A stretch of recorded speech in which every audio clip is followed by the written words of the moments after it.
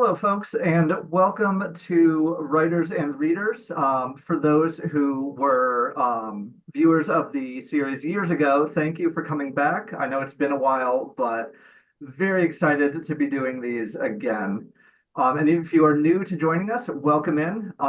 This is a series with me, Josh Gauthier, and very special guests who join to talk about writing, reading, stories, and all such fun things. Um, Apologies for anyone who is intending to tune in live tonight. As I'm sure you are aware by now, technology is difficult, and so we are coming to you pre-recorded, but this should still be a very, very fun conversation. So I'm looking forward very much to it. So I have with me two very special guests, and I will turn things right over to them to introduce themselves, and I'll start out just with my first question. Please tell us who you are and then a little bit about what you write, your writing journey, what brought you to where we are today. And Naseem, I'll start with you. Sure. Hi, everyone. Thanks for your patience as we figured out our technical difficulties and did not figure them out as it goes. My name is Naseem Jamnia. My pronouns are they, them. This is Astra.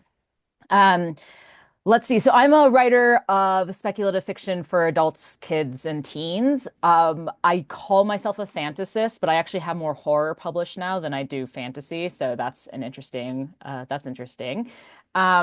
My debut novella, The Bruising of Qilwa, came out a couple of years ago. It's a secondary world slice of life, queer normative, Persian-inspired fantasy. And my middle grade debut, The Glade, is a horror novel coming out at the end of May, which is not thinking about it, and that's only 6 weeks away. And that follows an Iranian American tween who discovers a clearing in the woods where, if she sleeps there, her dreams and her nightmares come to life. So I'll just keep that brief, and we can kind of come back around for writing journey stuff, since I think otherwise it's going to be a little awkward if I talk for 20 minutes as I tend to. So I talk a lot. I am. It really matches with our writing styles. My name is DC Corvino. I am a short fiction writer primarily. I write dark fantasy and fairy tales. I dabble in horror of the body horror variety generally. Um,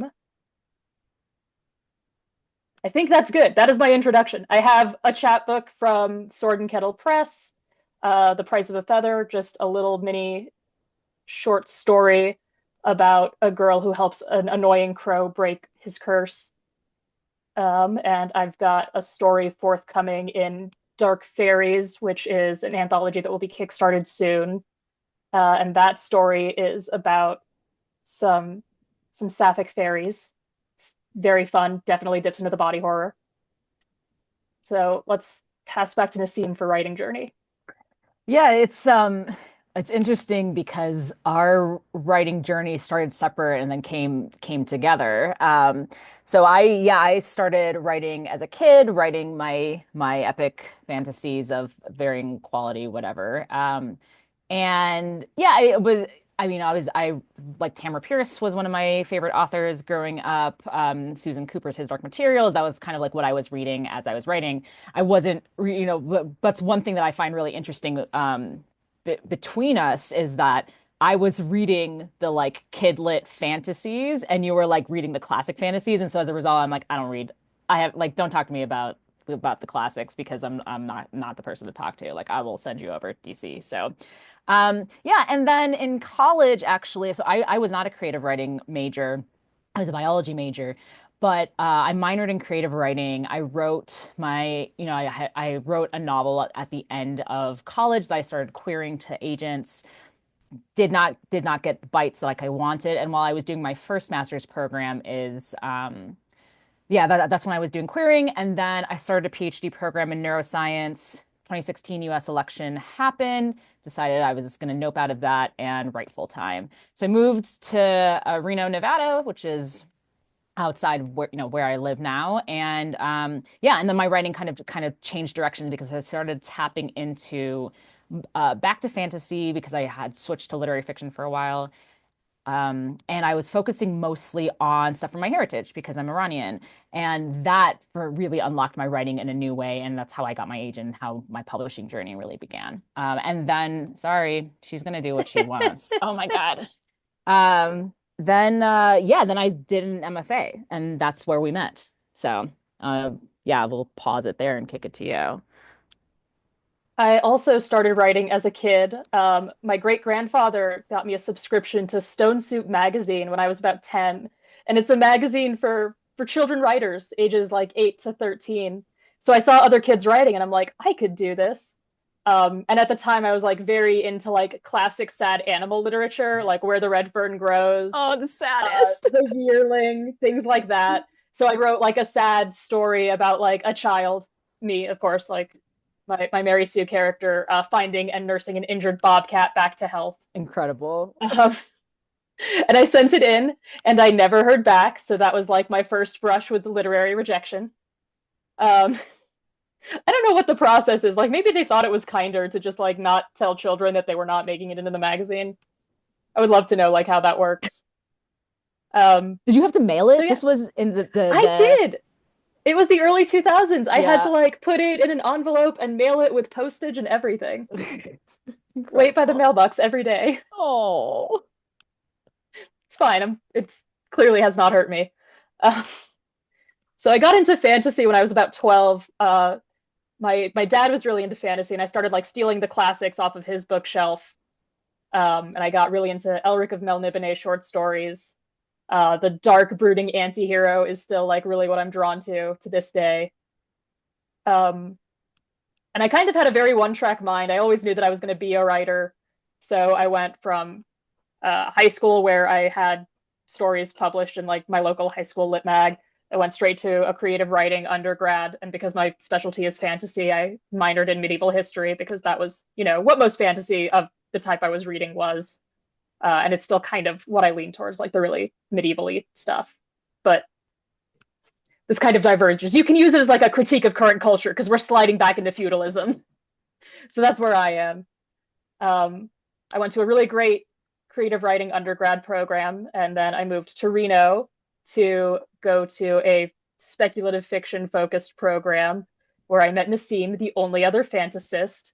And as soon as they were like, I want to write anti-imperialism, anti-colonial critiques, I'm like, I read a book that you need to read, and we have been attached ever since. Yeah, no joke. Every book that you've recommended has been fire, and every book I've recommended to you has been garbage, which I think is hilarious.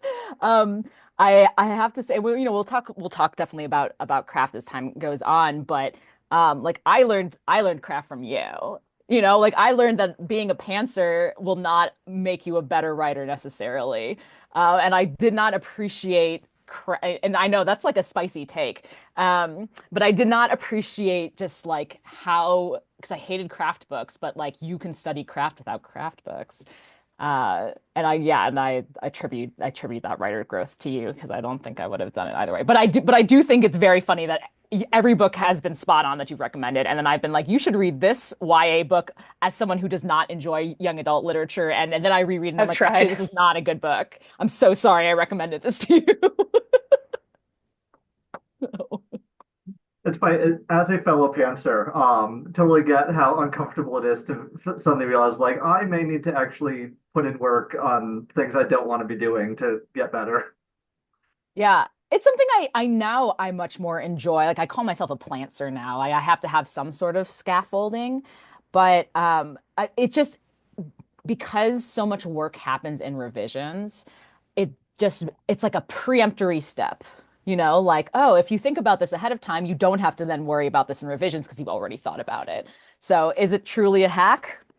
Who can say? But yeah, that sets us up really well. So two paths converging in Reno. And for those who are meeting you now for the first time, in addition to your own writing, you have the Heretics Workshop. So I'm curious, like, carry those writing journeys forward. How did this workshop get started? What is it? And kind of where has that led as well since its inception? Whoever wants to jump in first. I can start and then Naseem can pick it up. Um, so we went to the MFA program together, and like it was a very traditional MFA, which is like a very stifling experience.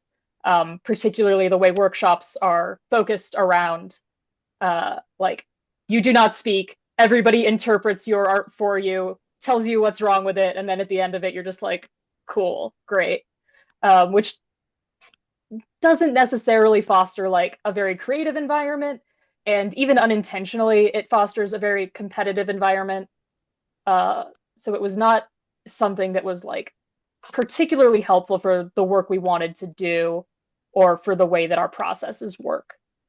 And it also just makes people like very unkind to each other for like very small reasons.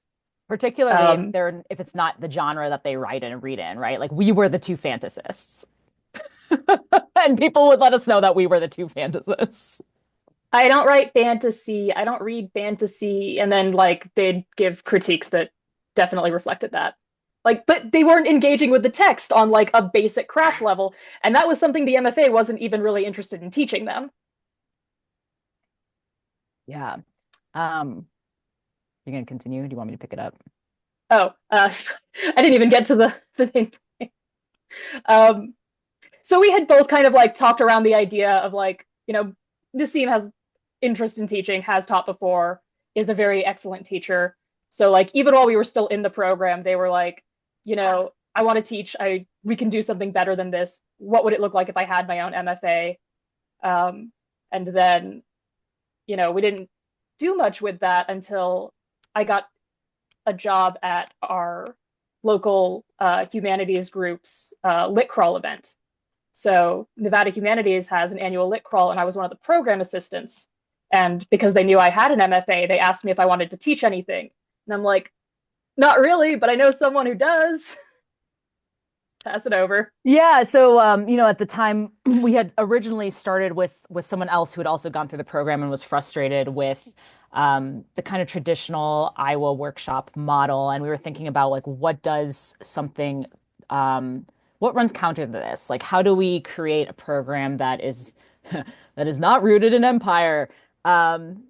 Spoiler alert, you can't, or can you? I don't know. We're trying. So yeah, at that first lit crawl, we did kind of like a tag team workshop about taking tropes and like seeing kind of was like pretty introductory, like how do we look at tropes, beloved and not beloved, and how do we find what's harmful, and how do we subvert the ones that may be harmful or discard them altogether? What, like tropes are not necessarily the enemy. People like expectations, it's not a bad thing that you have things that you enjoy in a book, right? So we did this first workshop around that. And then it kind of took off very slowly. There was we had at the time there was three bookstores in Reno. There was like the indie, that longstanding indie, a used bookstore, and the Barnes and Noble. So then another indie opened up, and they reached out to, and I had worked with them in other like group capacity, the people who started it, and they were like, "Hey, you do writing stuff. Like, do you want to do stuff with this?" And I was like, "Huh, funny you should say that. We have like this workshop series that we would like to do. We'd like to start doing something with that." So it started slowly. We did a couple of like, "Hey, come write with us." We call them write-ins. We did like a writing games event where we played writing based card games. Like what's it? Is it Once Upon a Time? Is that what it's called? Yep, the fairy tale game. Yeah, it's a lot of fun. That one's very cute. We did that, and then we did a few workshops here and there after that, and it started really gaining steam. The Was this summer 23? I think it was summer 23-ish because I was super, super burnt out. I had, Qilwa, my debut had come out the summer before, and I had been doing stuff back to back basically since then. And I was like, I can't do it, like teach another workshop. And our workshops were, like we ran them kind of like classes at the time where it was just like, here's a bunch, like, come here, here's a bunch of information. We're trying to give you all the craft information that we've picked up over the last few years, because it's hard to get this information and hard to talk about this stuff. And then the person that we started the workshop with left the city, and so I was just like, I was so burnt out, and I was like, December, I can't do this. Like, I'm gonna go like just do write-ins for a while. And I would go to the new bookstore each week, and I'd sit and I'd be like, hey, come write with me. So it developed such that I do these write-ins, and then once a month, one of us or both of us, or we ask like a community member to come in and run a generative class, like craft-based workshop. And so it's much more of a discussion group where we talk about whatever the craft issue is at hand. Like kind of collaboratively build out the like, what does this look like in whatever context that we're looking at. And we do like, we usually have some sort of sample that we read and that we analyze together. We usually have a lot of generative prompts that we either give time to do there or to take home, usually both. And that's kind of the flow that we've fallen into, like a monthly craft-based, generative workshop, and then weekly write-ins where I'm like, hey, come join me. And it's been going on ever since. It's like kind of wild to think that it's been going on for almost 3 years. Is that wild? That's wild. Yeah. I love it. Yeah. And I know culturally there's a lot of discussion about like the third spaces and like areas to connect with shared people where like, yeah, you're not expected to buy or perform, but you can just kind of be and exist and pursue something you like. Yeah, so I mean, for either of you, like 3 years on now, what's it like kind of having that ongoing connection with your community, all based around art and like the relationships you've been able to make kind of out of that? I've really enjoyed it. Between the two of us, I'm definitely the more social one. I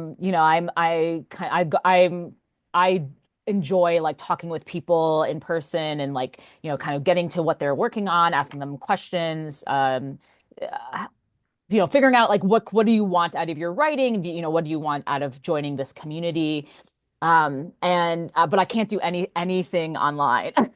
I just absolutely cannot. And DC is really good at that, of just being like, okay, how do I kind of engage online community and try to have a space so that there's also like another, these kind of simultaneous communities that are going on, and mostly overlap, except for any kind of older individuals who come, they don't tend to have Discord. And but no judgment, because again, I have Discord that I just don't use. And I really, yeah, I think, I can speak for both of us, but we find it really gratifying that we've created a space where we explicitly have laid out that our goals run counter to the MFA, and that we're not trying to, I mean, besides the fact that it's obviously a non-academic environment, but our point is to like share knowledge, experience, and encouragement. Our point is like all the, like you don't have to take a class to become a good writer, right? That's kind of like a misconception of like you have to have an MFA. Like absolutely not, right? I feel pretty confident in saying most people who have published books do not have MFAs, creative books, right? If we just put it to non-technical or what have you.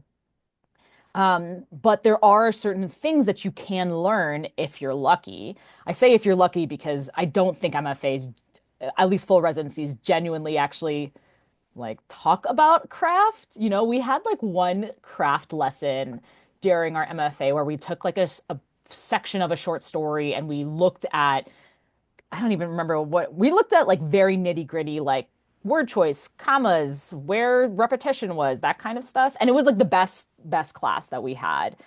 So much of the MFAs focused on workshop, which, you get stuff out of it or you don't. And so, but we really wanted to be like, oh, the times in which things actually came through and were useful, like we want other people to have access to that. We're not going to try to gatekeep that knowledge. So, you have anything to add? I'm sorry that my tripod thing crashed in the middle of your speech. I'm holding it up now. I'm giving up on using it. Oh no. Yeah, it's definitely easier for me to connect online. I am like a very text-based person. I get like very easily overwhelmed in in-person environments, which is not, to say that the Radical Cat is not a great store, but we work in a very small room and sometimes we cram a lot of people in there. So I am much happier to be like the face of the Instagram side of it, working on the Discord side of it.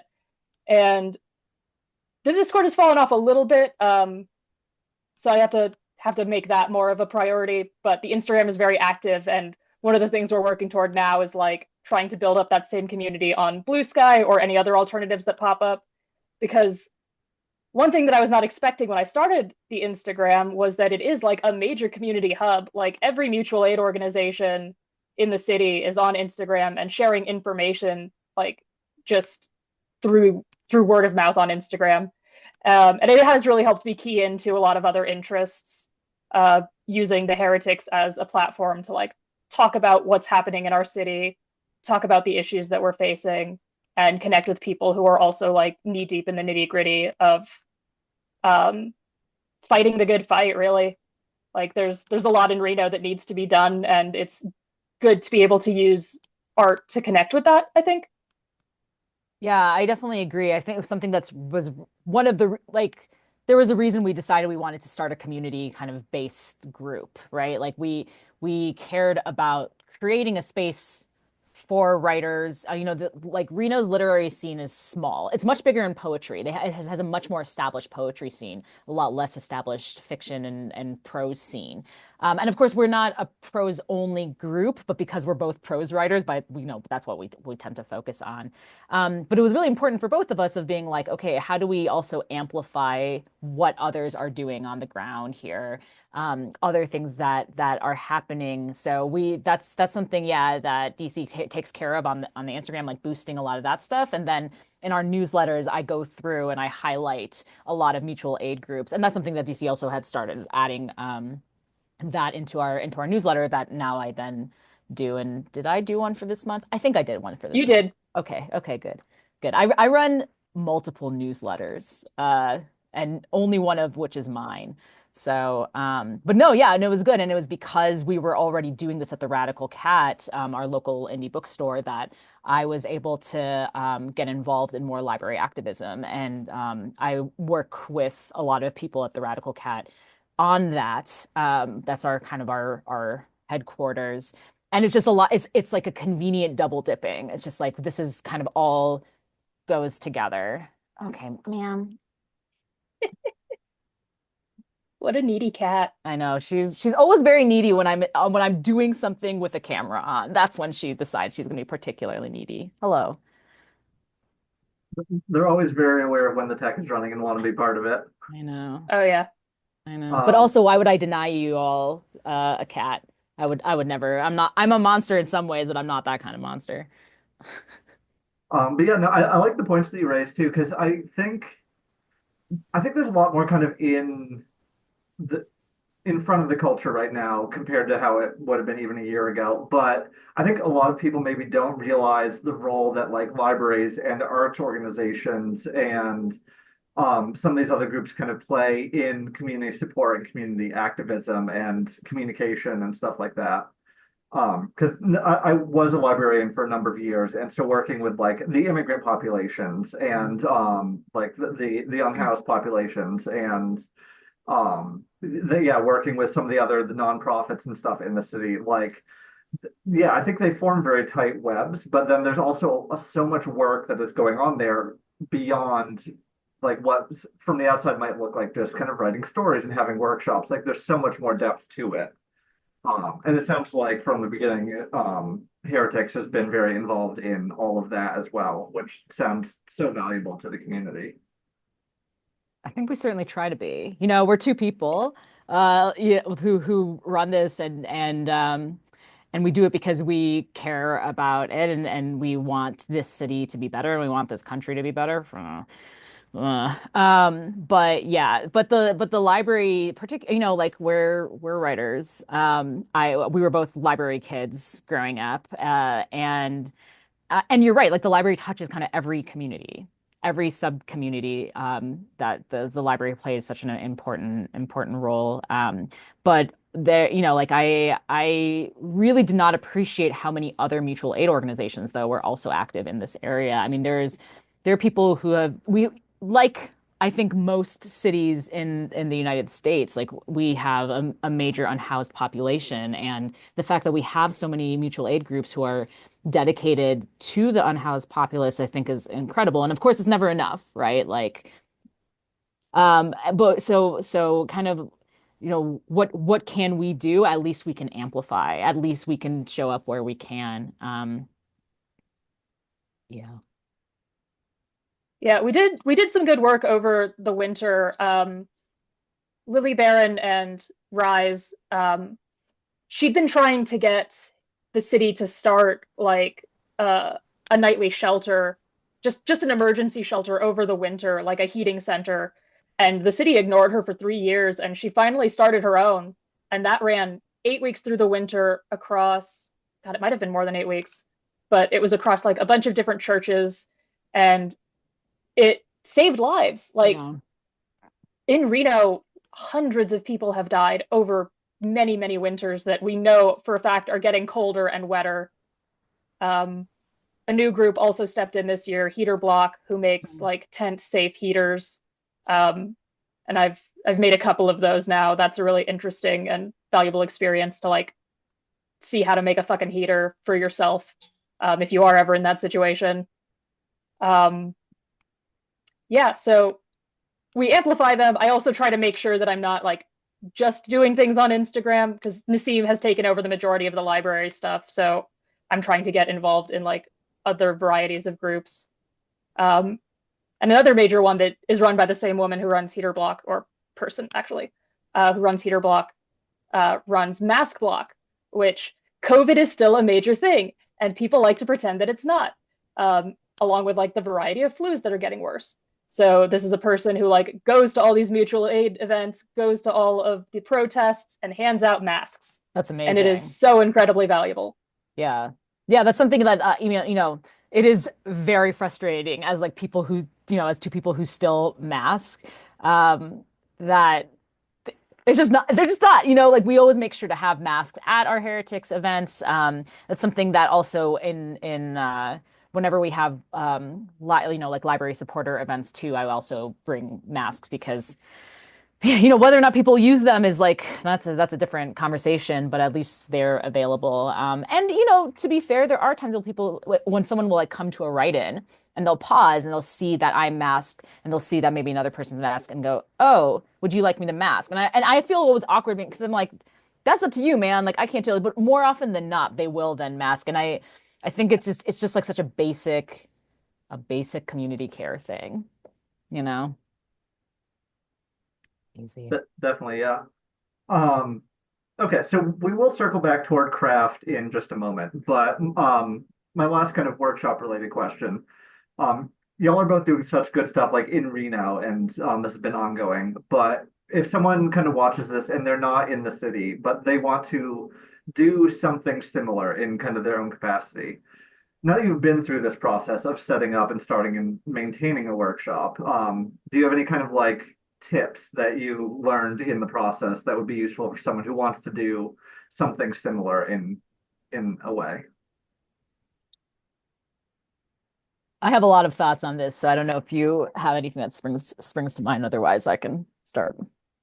I think the first thing I want to say is like definitely find out what your capacity is to take this on like before you get started. Because it's very easy to think too big and then, burn out like we both did in our first year trying this. So Yeah, that's my big one if you've got more. that's a great one because that's definitely was not in my. I was thinking like a logistical, like here are things to think about. Like I think it is valuable to see like what is in your community already, not because I'm saying Yeah. don't do it, but because you'll have a better sense of what you can then bring to the table, right? And whether you decide you're going to partner with a community. It's something that, like I would recommend not doing it alone if you can. Yeah. Like we could not do this without the other. It's and especially somebody that you can trust and work well with because there's just when especially if your team is small, you're relying on each other to run stuff like this. And it kind of seems like, well, why should that matter in a writing thing? But it's like, but it is community building, right? And so the community building has to start with the people who are starting the community. Um, so I think that's important. I think if you find out what spaces are useful for you to be in. So, like when we run it out of an indie bookstore because they happen to be the ones who asked us, and we happen to become friends with them, and they happen to actually do a ton of community activism. That's something that they really care about. So it ended up aligning, but the public library I think is just as important of a space that you can utilize. They almost well, actually, I don't know this about smaller libraries, but a lot of libraries have meeting rooms that you can check out, for lack of whatever word, And reserve. libraries love putting things on schedules. Like you Yeah, can get that official. and um and it supports the library too, because then they can be like, here's a user stat, like we have this many people who've used these rooms. Um, but yeah, I start small. I agree with that advice. I think that that's a really key advice because you can always grow it. It gets real. You can scale it back. It's not that you can't, but it's much more gratifying when you're just like, I'm doing these little things and I'm doing them consistently. And you have to do it over time, right? Like it took us a solid year, if not year and a half, before we had regulars, and now and then, like, our bookstore moved locations and we lost some of those regulars. So still show up every week, still like be in the community. So yeah, don't do it alone, do it with partners, do it with people you trust, All sounds like great advice. and And yeah, communicate. It's uh, surprisingly hard. You know what? Like we're best friends, and we had to get to a point where we had to be like, all right, we need to figure out like what Who this is is. what's role? Yeah. Yeah, What yeah. Eh, yeah, what is who's whatever. that one. Yeah, it's just like we eh, even when you're constantly communicating, you got to stop and actually communicate about if you're like trying to do a more formalized thing. And I think, and that's okay, like it's okay to be like, okay, we need to check in about this, which we should probably do that at some point because I guess it's getting towards the half of the year mark. Oh, that's right. We had our last check in January when we made our schedule. We have gotten much more organized in that way because we used to just month to month decide like, oh, what are we doing this month? Yeah. But Yeah. we sat out and we like put things on the schedule like we're gonna have this. So we've got a pretty solid like year layout. Yeah, our May and our June got thrown for a little bit of a loop because my we're using my book launch in May because other my weekends are booked otherwise. And in June, we have a friend who was not doing the MFA with us, but was doing a PhD program in the same department while we were doing the MFA. And they're coming into town. And they're like, "Hey, I was interested in doing a workshop." And we're like, "Cool, okay." So we do, we have to shuffle in. And sometimes there's so many things like I love teaching. And there's so many things that I'm like, I want to run a course on this, but I cannot do two of these a month. Like there's just no way that we can do, or even some months do two of them. It is too much. There's too much going on. So sometimes we have to realize that about ourselves. So, yeah, definitely. And yeah, I love the shout out for everyone. Indie bookstores, libraries, support them, love them. They're amazing. yeah. I Uh, think Indie Bookstore Day is coming up, right? I think it's the 26th. That's Radcat and Thistle and Nightshade are doing a duo event, which gives us an excuse to finally go to Thistle and Nightshade because I I don't think either of us have know. been. I haven't either. I keep like commenting on their Instagram, like, oh yeah, I should come in every time they do like an author event. I'm like, oh yeah, I should come in. And it's not them, it's just me. I try not to leave my house except for Tuesdays when I leave the house and I have to spend the whole day out of the house. And then otherwise I want to be at home. So I I feel that. Okay, yeah, we will bring this back into crafts now a little bit. So this I'm aware is a very big question, and it's the question I think everyone in creative spaces is asking these days. But I want to kind of narrow it down to each of you personally. The world is very big right now. It's messy. And every creative I know pretty much is struggling with like some sort of burnout. Like we're all trying to reinvent ourselves creatively post COVID, post politics, mess, everything that's happening. So for you individually, like what keeps bringing you back to the page right now? Like what is letting you kind of create and keep doing that work in the moment?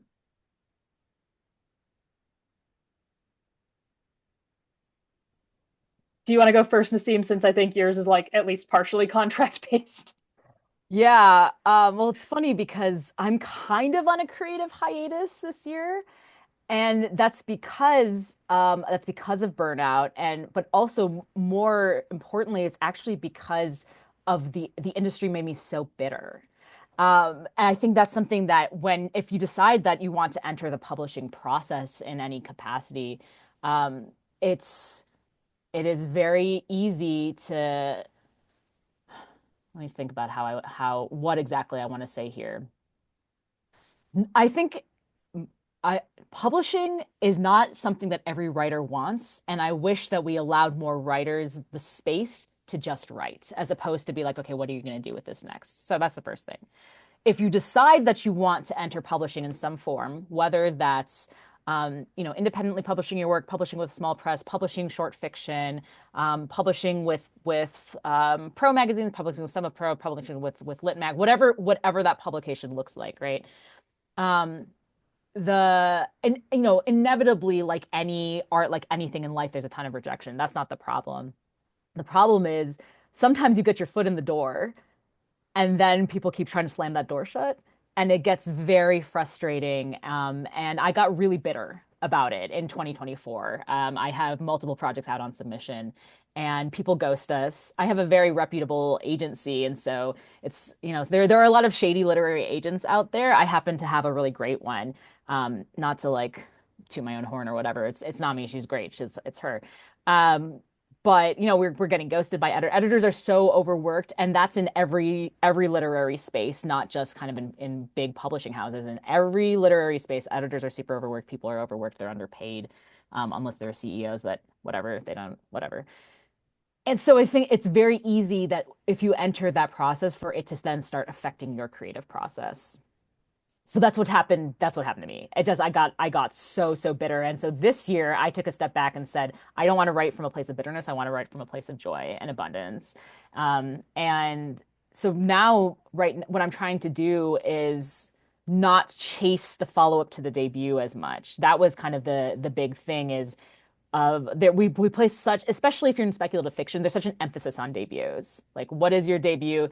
Oh, well, if you want to be qualified for the Astounding Awards, you have to have you only get 2 years, and they're back-to-back years. And so if you don't have a second contract out that second year, tough luck. There's quite a few awards that are like that. And if you are ambitious for awards like I am, that was very frustrating. And so now it's kind of remembering, like, why am I creating? Like, what is the thing I want to do? And I have to, yeah, part of it was contract based. I was contracted to write this middle grade horror, very luckily. And I got to approach it from a place of like, like, I was not a horror reader for a long time. I did not read Goosebumps as a kid. Those covers scared the crap out of me. So what is like a horror look like in a way that would have been friendly to kid me, and what would kid me have wanted to pick up? And that was very gratifying, and I'm very proud of the work as it turned out. But yeah, I think it's very easy to look around, see other people getting quote unquote success, whatever that term is. And if you're, and want that, and there's nothing wrong with wanting, like, I think we don't have to shame ourselves for being like, gosh, I want that, right? Like, gosh, I wish this was doing. What we have to realize is that we are on our own paths, even when it feels like we're being pitted against each other, because it often does. But the reality is, like, we are on our own paths, and remembering, coming back to, like, what is it that you're trying to create? Why are you trying to create, right? Like, I did not want to write from a place of bitterness. That's not why I decided to create. I decided to create because I have things I want to say, and because I didn't see myself in a book until I was 21. And now I can't stop. And for most writers, I think the answer is because we have to write. We have no choice but to write, right? But we have to remember that, like, the moment that frustrations come into it, like, sometimes we have to take a step back, and that's okay. I don't know if that actually answered the question, but that's my spiel. Like I said, I talk a lot, so. No, it does, and I haven't framed it in quite those terms. I've also been on semi hiatus, not for publishing reasons, but just I couldn't do it at the page very well. Uh, but I like the way you said it, like, writing not from a place of frustration. And I think there was so much else rattling through my head that the creativity just didn't have room to do anything for a while. And I feel like that's starting to shift, where it's that love of storytelling again is starting to kind of resurface. And I think that's a very important piece of being able to create and, like, pour the right things into the stories we tell. Mhm. Um, And also, side note, I love what like middle grade and horror for youth is doing right now. I think it's a very exciting time. So I love I hearing. I agree. don't write it, but I love hearing people talk about it. It is. I mean, I think it's a really exciting time for horror in general, but particularly in the middle grade and young adult spaces for marginalized authors. You know, like BIPOC horror is off the rails right now. It's so good. It's so Absolutely. good. No. DC.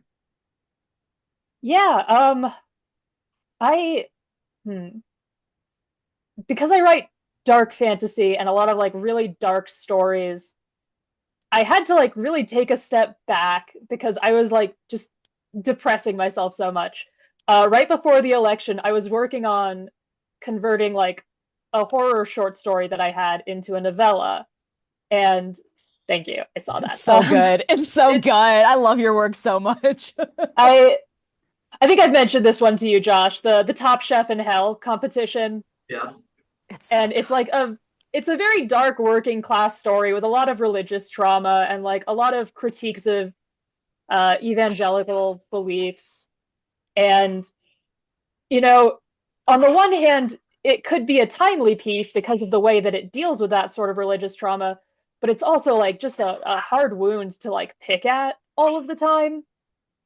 So I really had to step back from that piece and be like, I need to write something that isn't going to make me sad as I'm writing it. So I had to like very intentionally kind of approach it the same way Naseem does now. Like, how do I write from a place of joy? And I had to like think about what what soft things do I like cozy things. And that's also like kind of a big genre now as well. Like the rise in coziness is you can definitely see like a connection between the way that the world is going and kind of a retreat into I don't want to say escapism in like a negative way, but like a way to kind of keep yourself safe from the world, I think.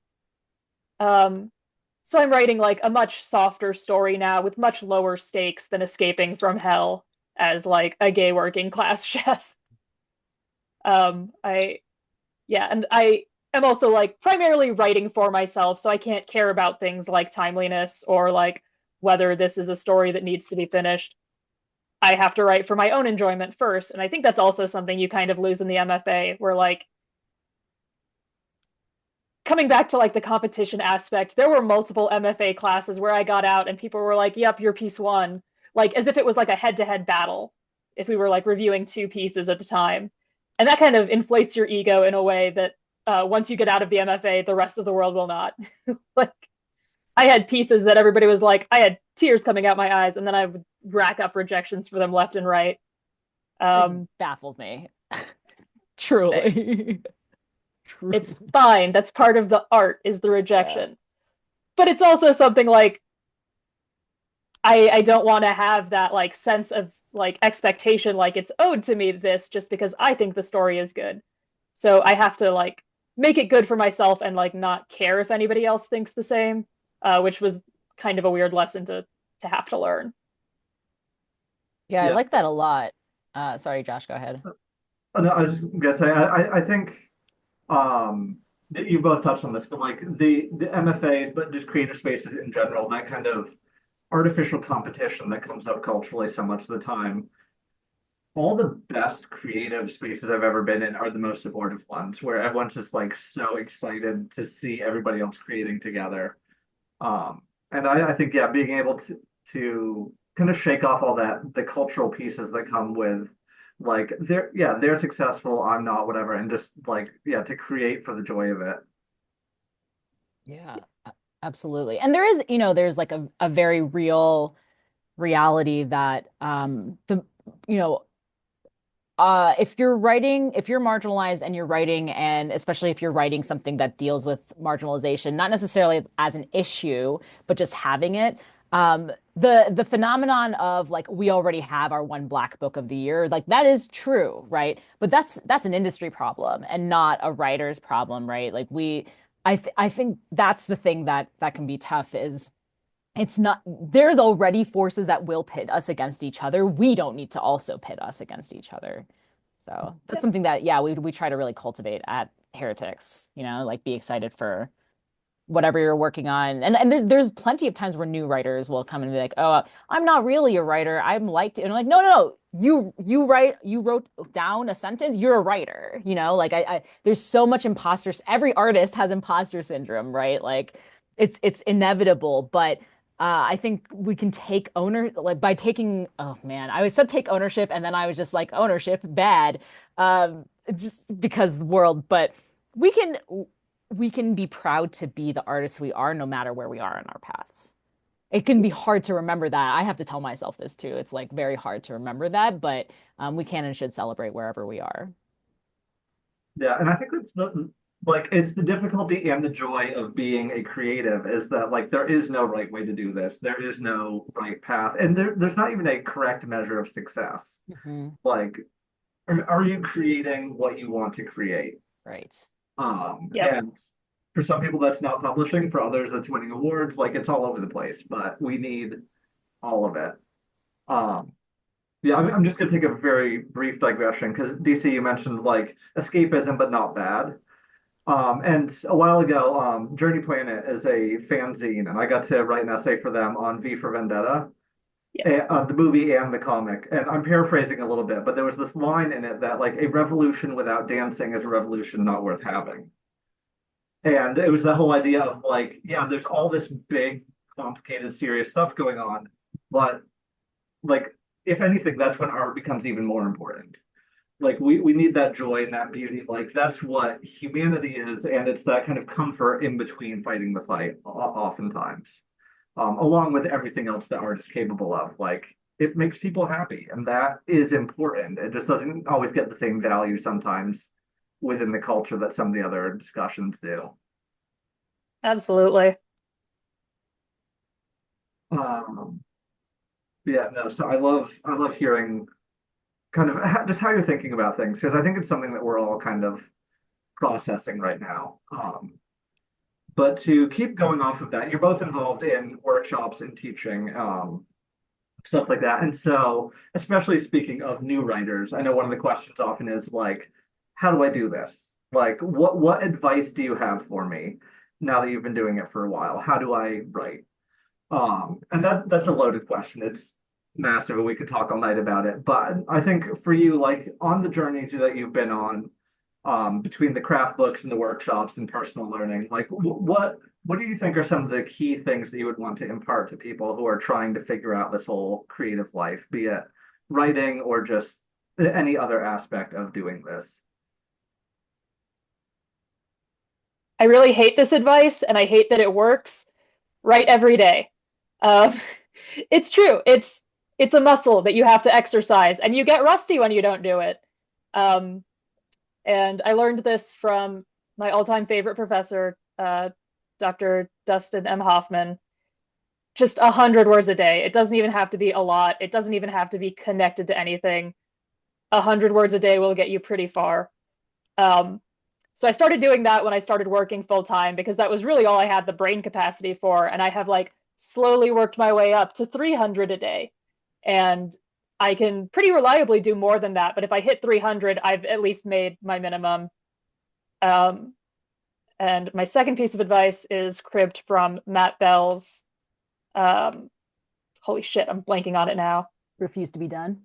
Yes, thank you. It's a good I was going to book, say never, you can't, but that's Charlie Jane Anders. which is Yes. also a great book. Never say you can't survive. Yeah. Yeah. Refuse to be done. So Refuse to be done has like a very large section on first drafts. And I think one of the pieces of advice he has is like, write all of the pieces that you're excited to write first and then go back and connect them later. And that is really helpful because like sometimes it feels like you're kind of slogging along to get to the part you know you want to get to. And you can just like get to the exciting stuff first and connect it later. Yeah. A lot of times you also find that you don't need as much connection as you thought you did. Yeah, that too. Because if you're bored, your reader is going to be bored. Yep, So, absolutely. yeah, I hate that the write everyday advice works. The way that I've tried to teach it, because if I'm working with newer writers, that can be a very intimidating thing. I'm like, do something that's about your writing every day. That sometimes is a little easier. Whether that's brainstorming, whether that's journaling, or try to get to the page. But if you want to complete something, if you have a project you want to complete, it is kind of invaluable advice, unfortunately. Part of the purpose of it is to figure out what writing practice works for you. So if you don't know where to start, that can help you figure out what actually works. Um, this is also advice that works, but you gotta read, man. I think it is, I mean, just like imagine you're an architect and you've designed buildings, that may or may not have got whatever. You've been designing buildings for your career, and then someone walks through the door and says, "Oh, I want to be an architect." And you're like, "Okay, well, who are architects that you admire?" And they're like, "Well, I don't know. I don't know any." And I'm like, I think it's like an insult to be like, "Oh, I don't read, but I want to write." Because well, for one, you learn how to write by reading because you learn and you figure out you figure out how stories or poems or whatever hang together. But I also think this is particularly true of both speculative fiction and kidlit. Because these are the two kind of big groups that I tend to see people not actually read in those categories, but want to write them. Like how do you know that you have something that you're saying differently than what it's been said before? By It's very nature, much, go ahead. oh, sorry. It's very much like a I want to speak without listening, which feels like a weird thing to say as I cut you off. But like it's like I have something to say, but you're not part of this conversation. You don't know if people, yeah, like you've said, have already said it. Yeah. It's very selfish. And yeah, I've always side-eye people who are like, I don't read. Like, what are It you doing here? it is confusing to me because I think we all have things we want to say, and by nature of our own life experiences, we'll say them in unique can say them in unique ways, but whether or not we will say them in unique ways depends on how much we understand of what's already been said. Which is why, like when I think about the fact that I haven't read like classic fantasies, I mean that's not true. Like I've read Lord of the Rings, right? Like what's a more classic fantasy than I mean it wasn't the first sword and sorcery I learned. But it I popularized wouldn't even the call it a genre. sword and sorcery. Well, yeah, I mean that Oh, is it's whatever genre distinctions. fine. But the it does what is it that I want? Yeah, that's kind of funny, but that I'm saying this and I'm like, but I won't, like I will not tell you how many times I've tried to read Le Guin's novels and put them down after 50 pages. And one day I'll actually get through one of Le Guin's novels. It's a shame because her ideas are so good and I need to just get over myself. But read in the genre, like read the conversations that you want to be writing in, and also read outside of them. That's another thing. It's important to because you pick up so much stuff from other things. But especially if you want to write for kids, you got to be reading what's being published now.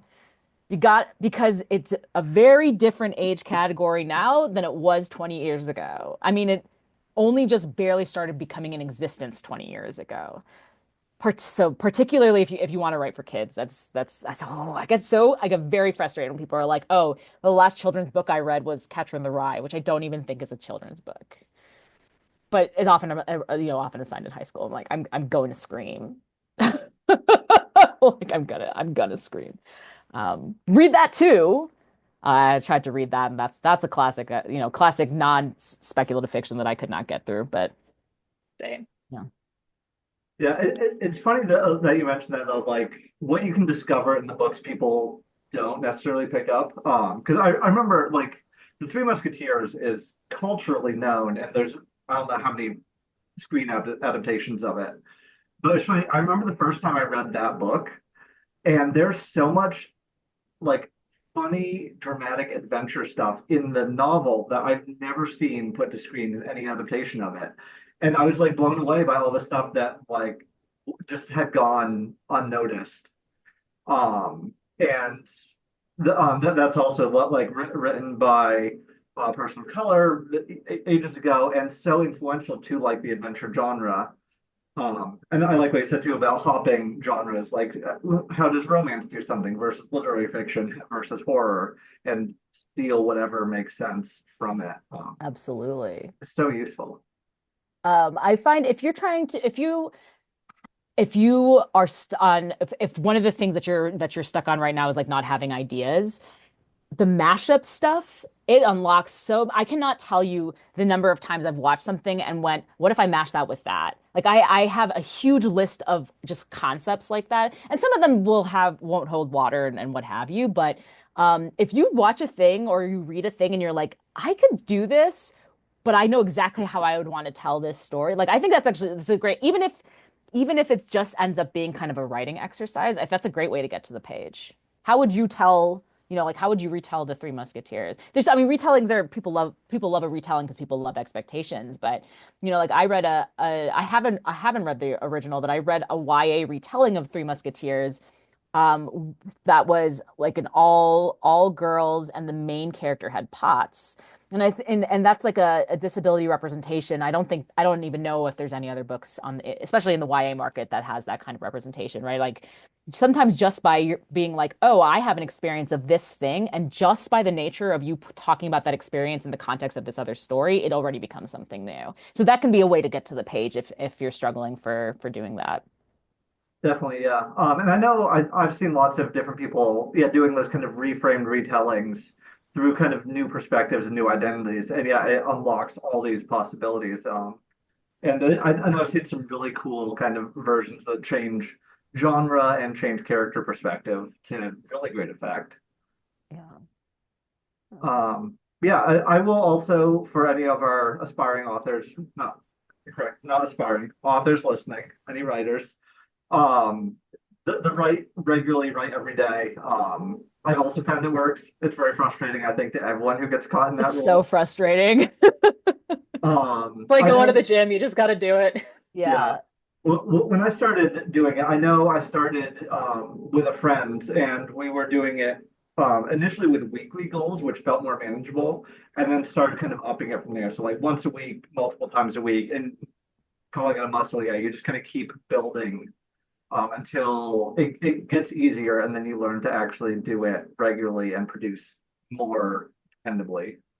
I think one of the things that yeah, I'm working with one of my former students right now, and we're trying to build her writing habit, and it's really hard for her. Writing to the coming to the page every day does not work for her. And what I'm trying to get her to do is like, can we get you to do a sentence? Can we get you to do a journal entry? I'm trying to figure out like it you will some people will find that writing every day doesn't work for them in the long term, but by practicing it, you can figure out what actually will work for you in the long term, right? Like Yeah. I'm not working on any projects right now. I'm not writing every day, but when I have a project and I work on it, I know I I've built my writing practice, so I know exactly what works for me. I know the kinds of benchmarks that I need. For me, it's like scenes. I want to check off this scene.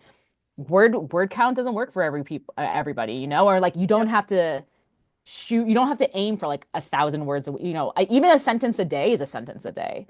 And it gets and like just to echo what y'all have said, is just like it gets easier, and until you develop that muscle, you can't know what will actually work for you in the long term. But man, if you got a project writing every day, we'll get it drafted, you know Yep. so Definitely, yeah. Okay, so one more kind of major question. And you actually mentioned the importance of reading regularly and taking in art and different things. I'm going to ask this very broadly. So, page, stage, screen, music, any and all options. But what is some form of storytelling that you really enjoyed recently?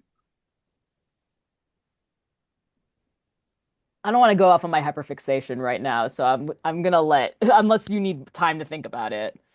Mine will be shorter. Um, and it is still like kind of attributable to you because you got me into Atlas games. Metaphor ReFantasio has been on my mind a lot. It is a JRPG by some of the team that did the Persona games, and it is a secondary world fantasy um, about uh, a protagonist who has like an outlawed utopian book, and the antagonist has also read the same outlawed utopian book, and like they're clashing ideas on how to get to this utopia. And it's like a very overt analysis on like what can fantasy do to that we can like take into our real lives. Like what is the power of speculative fiction?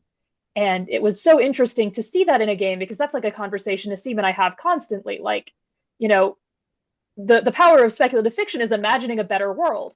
And you can do that, you know, with or without magic, but, you know, it really allows you to like amplify what the real problems are. I think Brian Atterbury calls this like the mirror reflection. Like, what do you see in our world that is reflected in this fantasy? And that's something that this game like explores really well. And it does have some like surprising darkness in it, like because your antagonist is like a straight up fascist. And he's got like a lot of Trump-like tactics, which was really weird to see reflected in a video game. But I finished it, I think, over a month ago, and I'm still like really thinking about it and trying not to go back to it because I do not have time to play video games right now. I'm excited. I'm excited to play it. So I haven't It's played so it good. yet. Yeah, we're both gamers and we both draw a lot of inspiration from games. And actually, you know, DC is the reason why I wrote my debut because she was like, "Hey, you write about blood magic? Have you played Dragon Age?" And I was like, "You know how many people have told me to play Dragon Age?" And then I played Dragon Age. So, yeah, directly attributable to you. But my latest hyperfixation is the Worlds Beyond Number podcast, which I cannot tell you how many hours I have sunk into listening to it. It's an actual play, secondary world that uses 5e, but kind of very rare. I mean, like combat is not a huge part of it.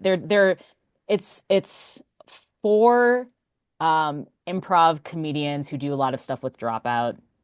And they're going to do like kind of multiple. This happens to be like the first campaign that they're doing is set in a secondary world using 5e mechanics, and um, it's in many ways it's a very classic fantasy. You know, it's like it's not the like multiple races fantasy of D&D. It's a, like here's a human, here's a spirit world.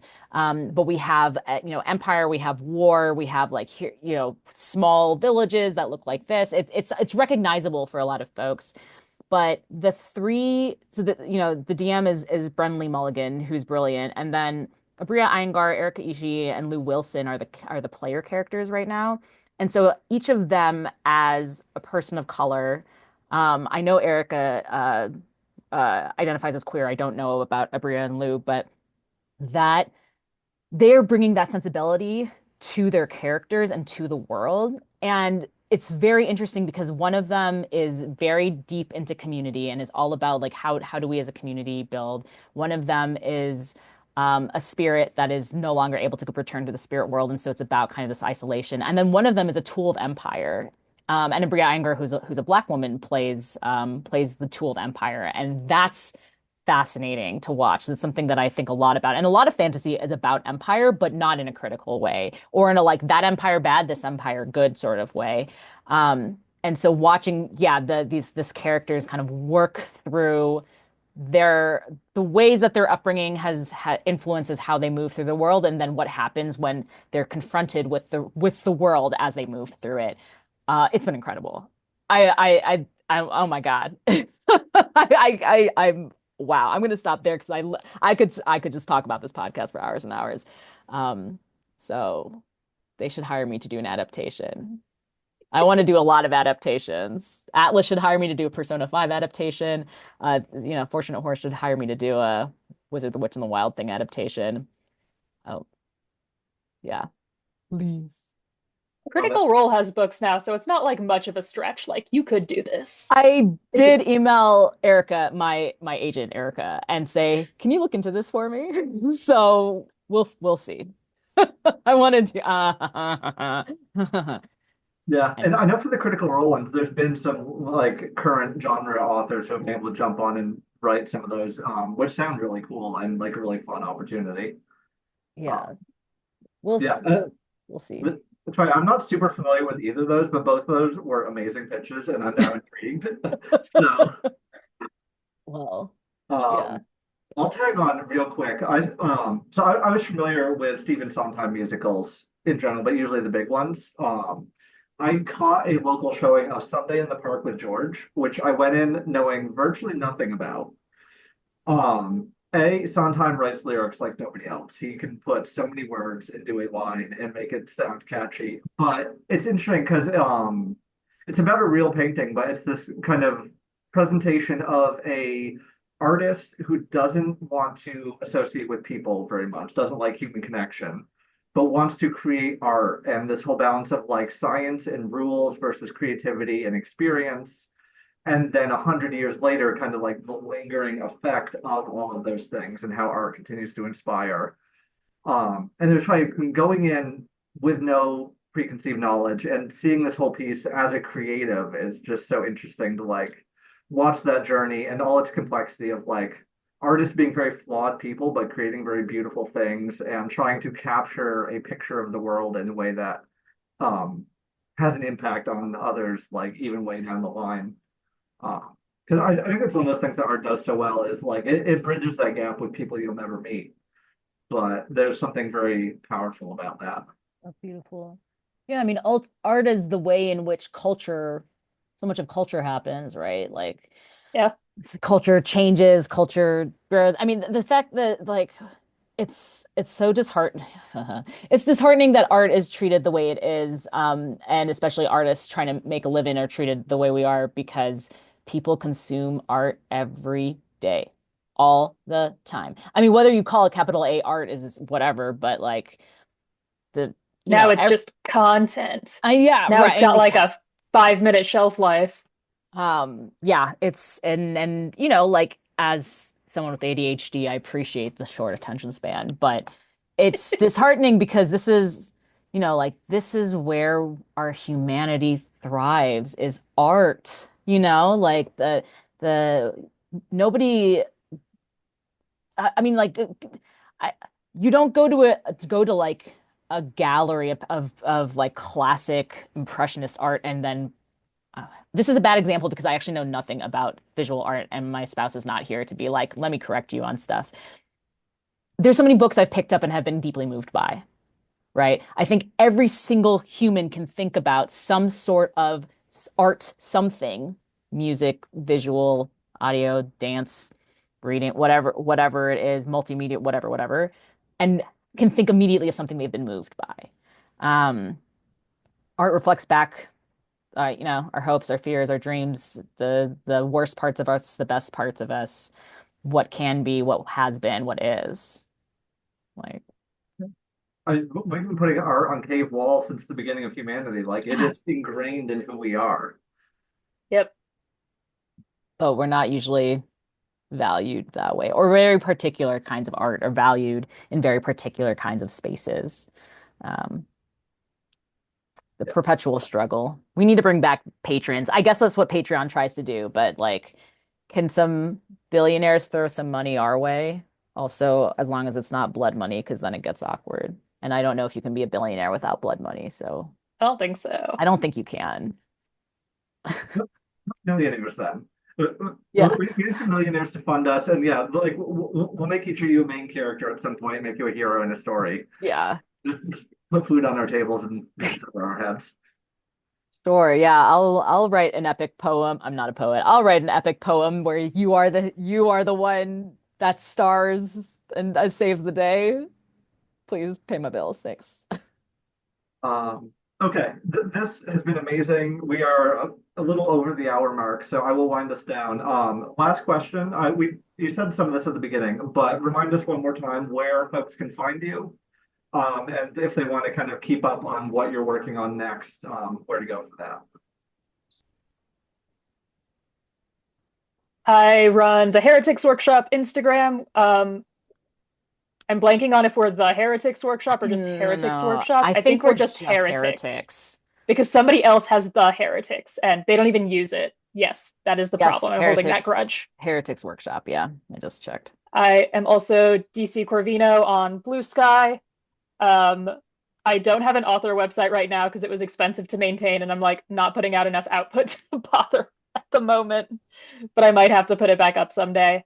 Um, and I have a short story coming out in a collection that's going to be kickstarted. So if you like cannibalistic sapphic fairies, follow me for when that comes out. It's also got great art attached Oh, to the it, art's and so good. I'm very excited for it. It's beautiful.